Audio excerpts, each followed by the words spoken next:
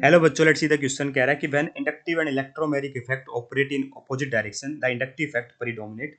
ये तो सेशन कहता है बेटा, रीजन में कहता है कि inductive effect is the complete transfer of shared pair of pi electrons to one of the atoms.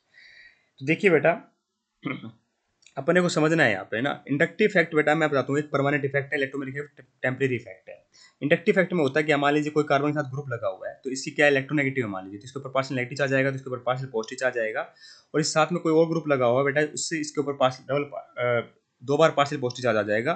तो ये और भी ज्यादा, इनके बीच में क्या हो गया बेटा, मेरी पोलरिटी डेवलप हो गई है ना। आप ऐसे मान लो CH3 है, यहाँ CH2 मान लो, ठीक है। तो इनके बीच में क्या हो गया बेटा, मेरी पोलरिटी डेवलप हो गई दोनों कार्बन के बीच में, due to the electronegative difference between the carbon and the atom x.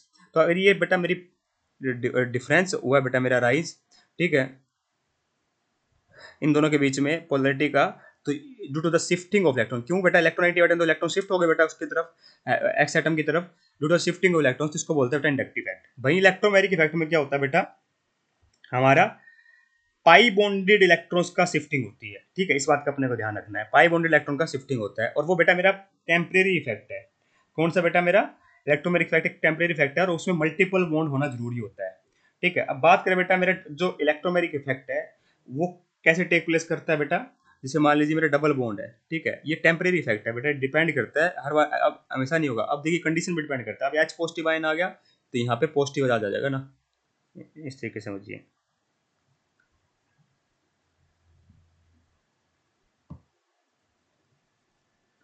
यहाँ पे दो कार्बन है और एक हाइड्रोजन है, ठीक है। अब यहाँ पे बेटा मेरा इंडक्टिव इफेक्ट अराइज हो रहा होगा, सॉरी इलेक्ट्रोमैग्नेटिक इफेक्ट अराइज हो रहा होगा। तो इलेक्ट्रोमैग्नेटिक इफेक्ट एक टेम्परेरी इफेक्ट है जिसमें डाइपोल मूवमेंट क्रिएट होता है बेटा इंस्टेंटली, ठीक है, due to the complete transfer of pi electron pair. Complete transfer होता है बेटा मेरा पाई इलेक्ट्रॉन पेयर का, जो सेकंड वाली लाइन में लिखा हुआ है ना, तो ये बेटा इंडक्टिव में नहीं होता, ये इलेक्ट्रोमैग्नेटिक इफेक्ट में होता है ऐसा, ठीक है। और ये टेम्परेरी इफेक्ट है, ध्यान रखना। तो complete transfer of pi electron होता है बेटा इसके अंदर, ठीक है, ये टेम्परेरी इफेक्ट है।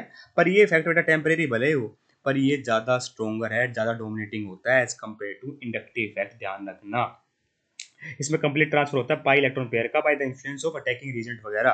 तो इसका मतलब मैं क्या कहूंगा, सेशन में लिखा है इंडक्टिव एंड इलेक्ट्रोमैग्नेटिक दोनों ऑपरेट कर रहे हैं अपोजिट डायरेक्शन में, तो इंडक्टिव इफेक्ट डोमिनेट नहीं करेगा बेटा, मेरा इलेक्ट्रोमैग्नेटिक इफेक्ट डोमिनेट करेगा। तो ये भी गलत है बेटा स्टेटमेंट, ये भी गलत है, दोनों ही गलत है। तो ये चेक करते हैं, बोथ आर ट्रू तो हो ही नहीं सकता, बोथ आर ट्रू तो हो ही नहीं सकता, रीजन ट्रू नहीं है, both both are false, hence option number 4 is correct here. Thank you so much.